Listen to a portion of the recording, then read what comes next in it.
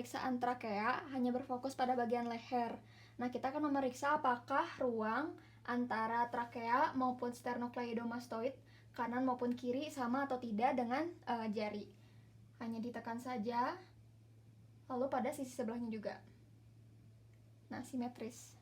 Untuk menemukan kelainan pada bagian anterior secara vertikal, pertama-tama kita akan mengidentifikasi letak suprasternal notch. Letaknya di sini, lalu kita tarik ke bawah sekitar 5 cm.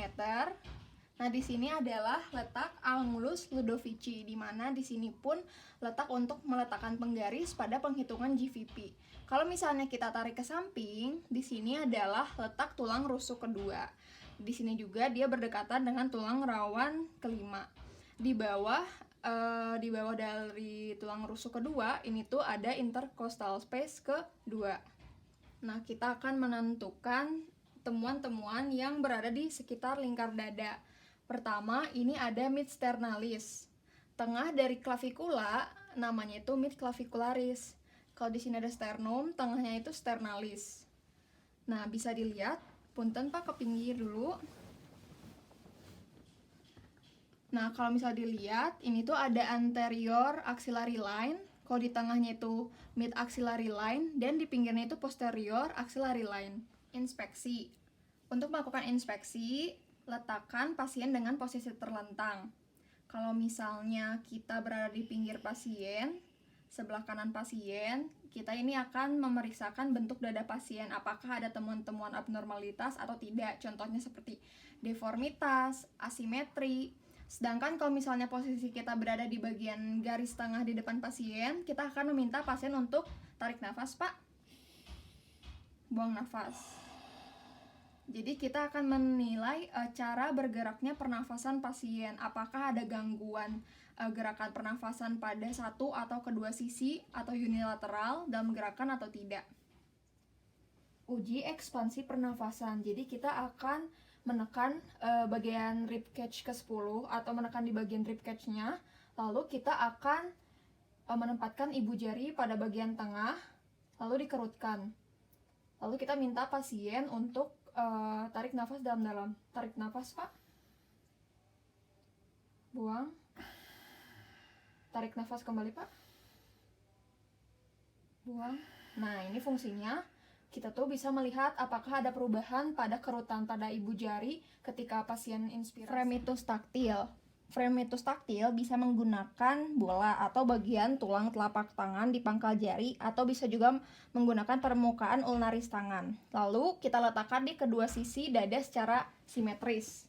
Seperti ini. Nanti kita minta pasien untuk mengulang kata-kata 99. Baik, Pak, bisa bilang 99? 99 99 99 99 99 99. Nah, intinya untuk pemeriksaan ini kita lakukan di kedua sisi secara simetris. Perkusi sendiri, kita harus mempelajari seperti apa perkusi itu. Contohnya seperti ini, bisa menggunakan satu jari atau dua jari, lalu tangan yang lainnya tidak menempel pada kulit.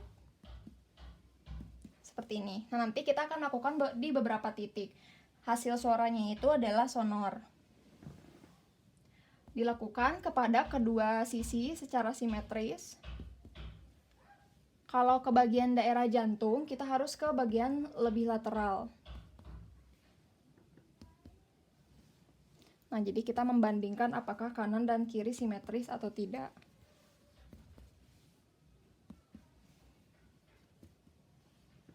Auskultasi, kita akan menginstruksikan pasien untuk bernafas secara dalam. Lalu untuk pemeriksaannya itu menggunakan diafragma dari stetoskop. Lalu nanti untuk meletakkan stetoskopnya sendiri ke titik-titik seperti perkusi tadi. Nah, tarik nafas, Pak. Oke, letakkan secara simetris di kedua sisi dada. Nah, pola suara nafas ini diidentifikasi berdasarkan intensitas, nada, durasi dari fase inspirasi dan ekspirasi. Oke, Oke, bunyi nafas yang normal itu ciri-cirinya dia vesikuler, bronkofesikuler, dan bronhial. Nanti kita juga mengidentifikasi apakah ada suara yang abnormal atau tidak. Seperti bunyi yang berderak atau suara yang mengi.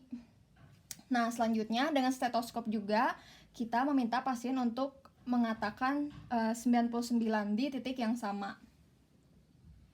99, Pak? 99 99 99 99 99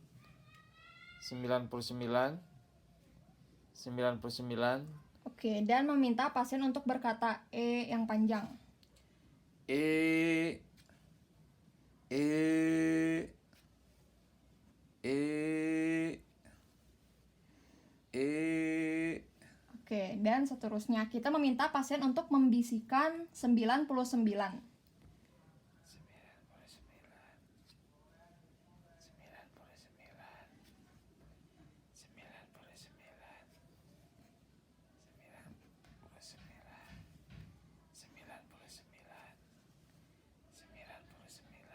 Dan seterusnya. Jadi ini fungsinya untuk mengetahui dari beberapa faktor suara atau dan lain-lainnya apakah simetris atau tidak di kedua sisi dada.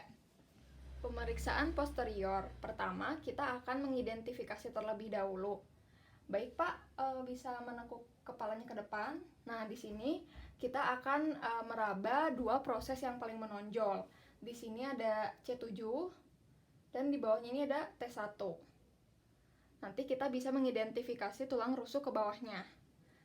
Nah, di bawah skapula inferior nanti itu dia setara dengan kalau ditarik garis ke bagian sini tulang rusuk sela ke-7.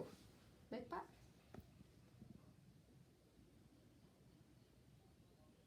Nah, di bagian sini ya inferior scapula kita tarik garis ke sini dan di sini tulang rusuk sela ke-7.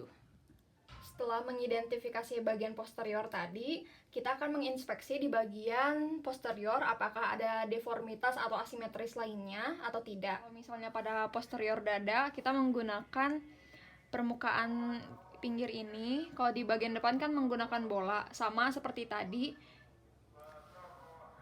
Pak, katakan 99, Pak. 99. Perkusi di bagian posterior dari dada sama seperti bagian anterior, hanya saja dilakukan di bagian daerah tengah menghindari bagian skapula. Seperti ini. Auskultasi pada posterior dada. Nah, untuk auskultasi pada posterior dada juga sama, dilakukan ke tengah lalu nanti ke bagian pinggir.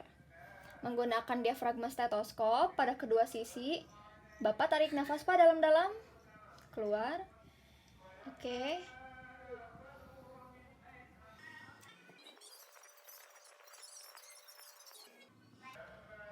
Nah, selanjutnya pada posisi yang sama kita perintahkan pasien untuk mengatakan 77. 77.